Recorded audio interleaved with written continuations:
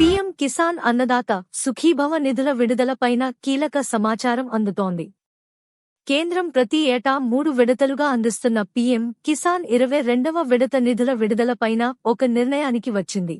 మూడో విడతగా ఏపీ ప్రభుత్వం అర్హత పొందిన రైతు ఖాతాల్లో రూ. 4,000 జమా చేయాల్సి ఉంటుంది.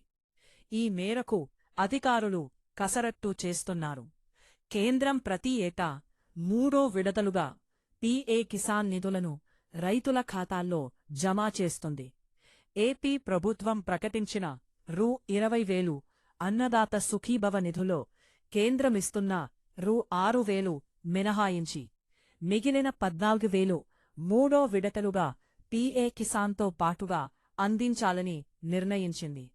దీంతో పీఏ కిసాన్, అన్నదాత సుఖీభవ నిధులు కలిసి ఈ నెల మార్చి 14వ తేదీన రైతుల ఖాతాల్లో ఒకేసారి రూ. 6,000 జమా అయ్యే అవకాశం కనిపిస్తోంది.